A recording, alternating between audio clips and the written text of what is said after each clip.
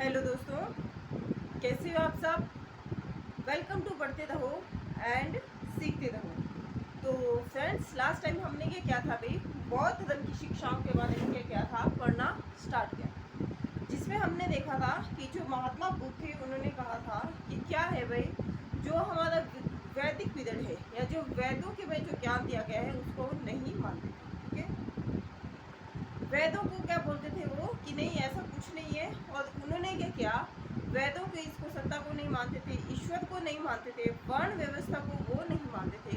तो उन्होंने इन सब के स्थान पे क्या किया, एक नए मार्ग को अपनाया या एक नया तरीका अपनाया, जिससे क्या हुआ, उनको ज्ञान की प्राप्ति। और तभी वो क्या कहलाए भाई, महात्मा बुद्ध कहलाए। और महात्मा बुद्ध कहलाने के साथ क्या किया था, उन्होंने अपने शिष्यों को भी उस ज्ञान को फैलाया। और क्या किया, सबसे पहले ब्राह्मणों को भी मतलब क्या दी, शिक्षा दीक्षा। ठीक है, ये तो होगी एक और बात, मतलब ये होगी पहले की बात जो हमने क्या था पहले डिस्कशन में।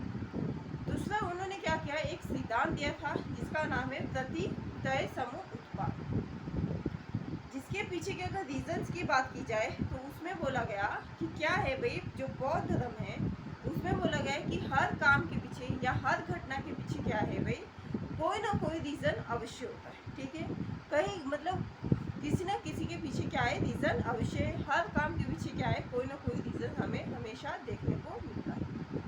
ये होगी दूसरी बात।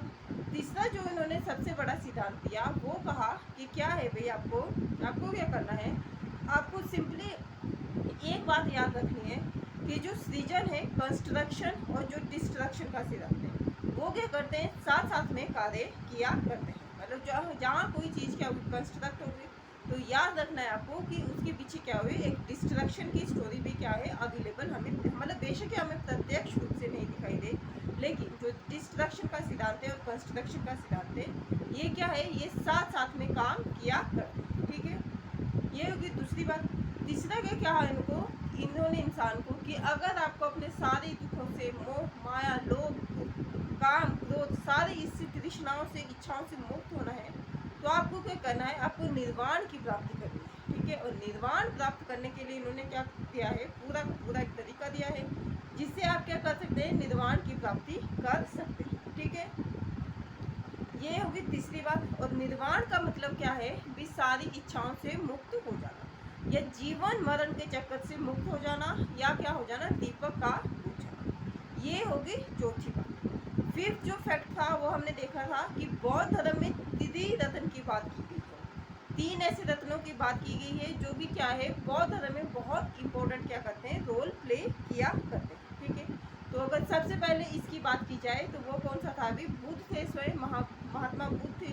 दूसरा संघ थे, संघ में क्या होते थे, लोग प्रवेश करते थे, प्रवेश करने के बाद क्या करते थे, कुछ लोग क्या करते थे, मतलब इससे क्या बन जाते थे, भिक्षु या भिक्षुणी बन जाते थे। और कुछ क्या लेते थे, शिक्षा दीक्षा लेकर और क्या चल जाते थे, गृहस्थ जिंदगी में वापस चले जाते थे। ठीक है, और वो जो गृहस्थ जिंदगी में वापस चले जाते थे वो लोग क्या कहलाते थे भाई, वो लोग कहलाते थे उपासक या उपासिका। ठीक है, वो गृहस्थ जीवन में रह के ही, मतलब घरेलू कार्य करते हुए भी, घरेलू कार्य का मतलब क्या है कि अपने घर में ही रहकर क्या करते थे, बौद्ध धर्म का पालन किया करते थे। ये तो होगी सिक्स बात जो हमने क्या कर लिया, डिस्कशन कर ली।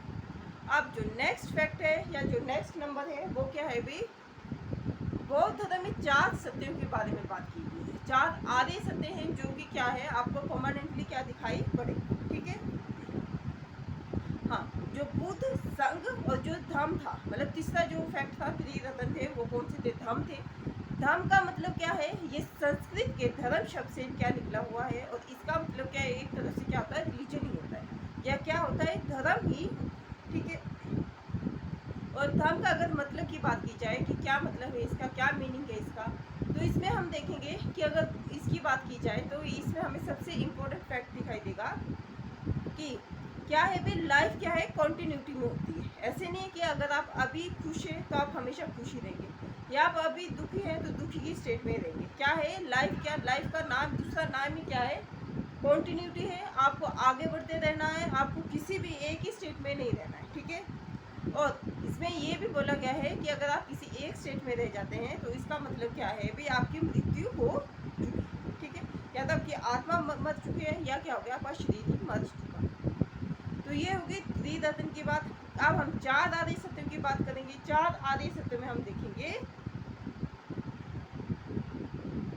सबसे पहले दुख, मतलब दुख क्या है, ये परमानेंटली है। जब तक आप संसार में रहोगे, संसारिक क्रियाओं से युक्त रहोगे, जब मतलब कि क्या होगा कि आपको क्या होगा कि आप संसार में मोह माया तृष्णा लालच काम क्रोध इस सारी इसमें फंसे रहेंगे, तब तक क्या हो जाएगा आपको, मतलब तब तक आप क्या होंगे भाई, सिंपली दुख से ग्रसित रहेंगे। दूसरा इसमें बताया गया है दुख समुदाय। तीसरा जो फैक्टर है इसमें वो है दुख निरोध, मतलब दुख को दूर करने का उपाय बताया गया।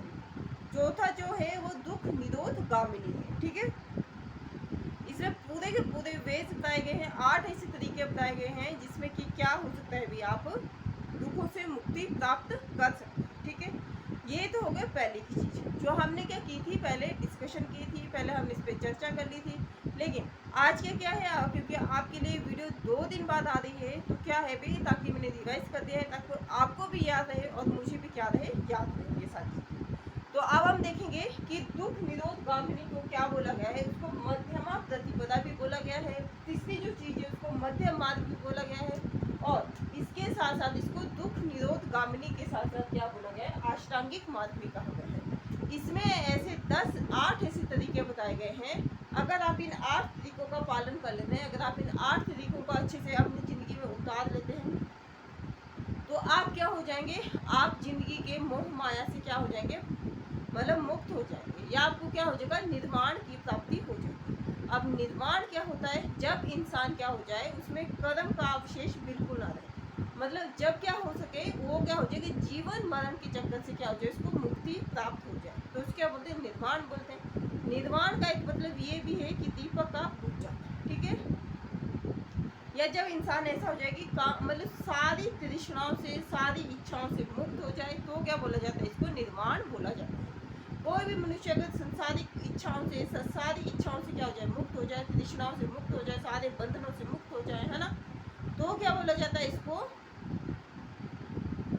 तब इसको बोला जाता है निर्वाण की प्राप्ति। ये होगी निर्माण तक की बात। और इसके साथ साथ हमने देखा कि जो अष्टांगिक मार्ग है, दुख निरोध गामिनी है, इसको क्या बोला गया है, ऐसा तरीका इसमें बोला गया है कि मध्यमा प्रतिपदा भी एक ऐसा मध्यम मार्ग है जिससे कि क्या हो सकता है, आपको मतलब ज्ञान की प्राप्ति होगी। ज्ञान की प्राप्ति के साथ साथ आपको क्या होगा भी, आप हर कदम से ऊपर उठ जाएंगे, हर लोभ क्रोध मोह से क्या हो जाएंगे, मुक्त हो जाएंगे। हर तरह की इच्छाओं से, हर मतलब जैसा आप किसी से क्रोध आता है, किसी पे क्या आता है, बहुत ज़्यादा क्या हो जाता है, आप मतलब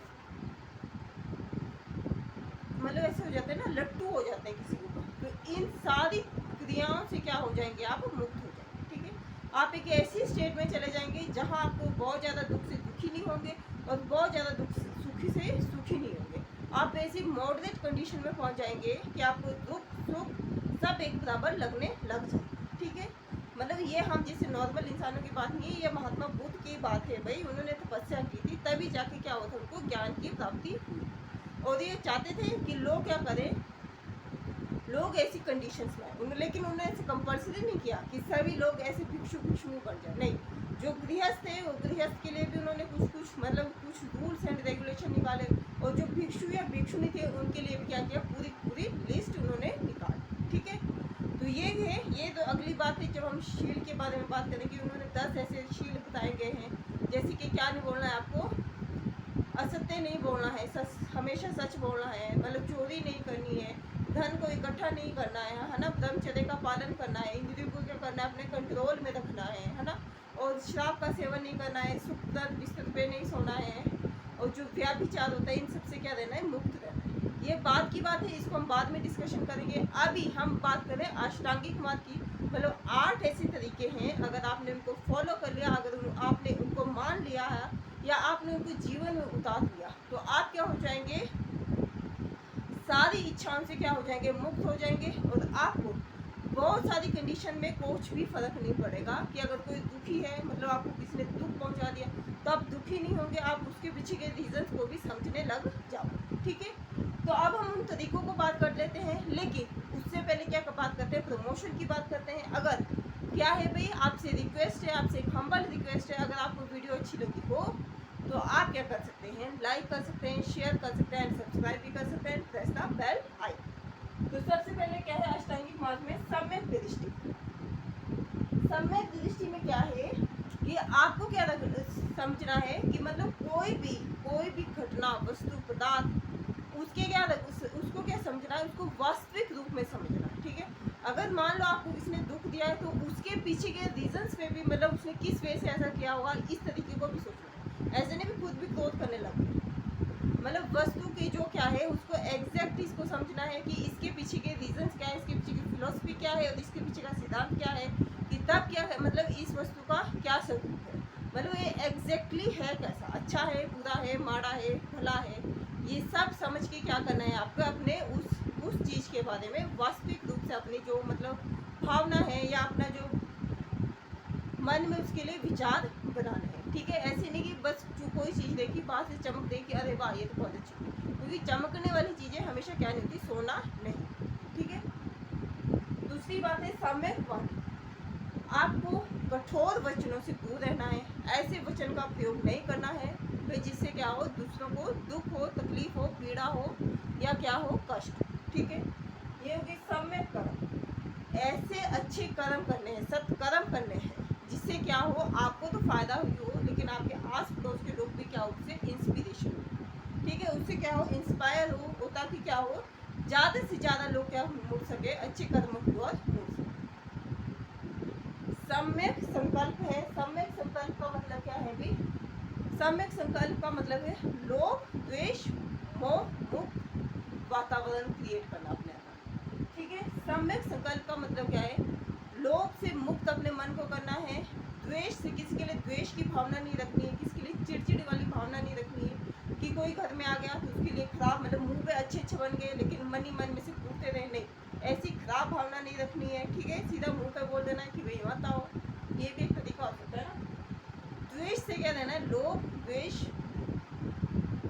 सारी जो गंदी भावना है उनसे क्या रहना है, दूर रहना। ठीक है, ये हो गया चौथा। और पांचवा क्या है, आजीविका के लिए ऐसा तरीका अपनाना है जिससे किसी को क्या नहीं हो, हानि हो, मतलब गंदा तरीका नहीं अपनाना है कि क्या हो, आपकी आजीविका ज़्यादा हो लेकिन आपने क्या किया, उसमें मतलब अपने लाभ के लिए दूसरों को क्या पहुँचाओ, नुकसान पहुँचाओ। ऐसा कोई भी तरीका नहीं अपनाना है, आपको अच्छा तरीका अपनाना है जिससे कि क्या हो, आपकी मतलब मन शुद्ध, क्योंकि जैसे अन्न वैसे क्या होता है, मन भी होता है। मतलब जिस इससे क्या करेंगे आप पैसा कमाएंगे, जिस वे से आप पैसा कमाएंगे उसी हिसाब से क्या होगा, आपका मन भी होगा। अगर आप ईमानदारी से काम करोगे, ईमानदारी से पैसों को कमाओगे तो क्या होगा, आपको ईमानदारी से क्या होगा, आपको सुकून की नींद आएगी। ठीक है, और तीसरी बात क्या है भी, अपने फिजिकल हेल्थ के बारे में और अपने जो मेंटल हेल्थ के बारे में क्या रखना है, ख्याल रखना है।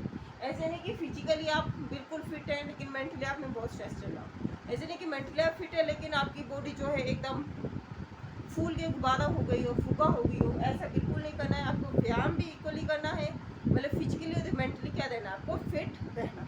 इसके बारे में भी क्या की गई है, इसमें बौद्ध धर्म में बात की गई है फिजिकल और मेंटल हेल्थ के बारे में। सम्यक समृद्धि और सम्यक समाधि। सम्यक समृद्धि का मतलब क्या है भाई, सात्विक भाव। सात्विक भाव का मतलब क्या है कि मतलब किसी के लिए खराब भाव नहीं रखना है, या इसका मतलब कुछ और हो सकता है। या सम्यक समाधि का मतलब है कि आपको क्या करनी है, मेडिटेशन करनी है। ठीक है, आपको क्या करनी है, रेगुलर बेस पे मेडिटेशन करनी है ताकि क्या हो, आपके मेंटल जो कंडीशन है वो क्या रह सके, अच्छी रह सके और आप खुद से भी मिल सके। एक इसका मतलब ये भी हो सकता है कि अगर आप मेडिटेशन करते हो या एकाग्रता से किसी चीज़ पे फोकस करते हो तो आपको क्या होता है, आपको मुश्किलों का हल क्या मिलता है, थोड़ा ज़्यादा जल्दी मिल जाता है। ठीक है, तो क्या करना है, आपको मेडिटेशन करनी है ताकि क्या हो, ताकि जो थोड़ी बहुत मुश्किल आए उसका हल आपको क्या मिल जाए, जल्दी से जल्दी मिल जाए। ठीक है, तीसरी बात जो आपको करनी है वो क्या है भाई, आप क्या हो सके, अगर आप इन 8 तरीकों का पालन कर लेते हैं जिसमें क्या है, सम्यक दृष्टि, सम्यक वाणी, सम्यक कर्म, सम्यक संकल्प, सम्यक आजीव, सम्यक व्यायाम, सम्यक समृद्धि, सम्यक क्या है, समाधि। अगर आप इन 8 तरीकों का अच्छे से पालन कर लेते हैं तो आप क्या हो जाओगे भाई, दुखों से मुक्त हो जाओगे। ये जो सांसारिक भव तृष्णा है उससे क्या हो जाओगे, मुक्त हो जाओगे और आपको क्या मिलेगा, आपको निर्वाण की प्राप्ति हो जाए। ठीक है, तो ये 8 तरीके हैं और इसको ये कर सकते हैं हम आज डे टू डे लाइफ में भी क्या कर सकते हैं, इनको फॉलो कर सकते हैं, ताकि क्या हो आप हर तरह से क्या रह सके, फिट रह सके। और आज की वीडियो में इतना ही है, तब तक के लिए टाटा बाय बाय। और आप क्या कर सकते हैं, लाइक शेयर एंड सब्सक्राइब कर सकते हैं।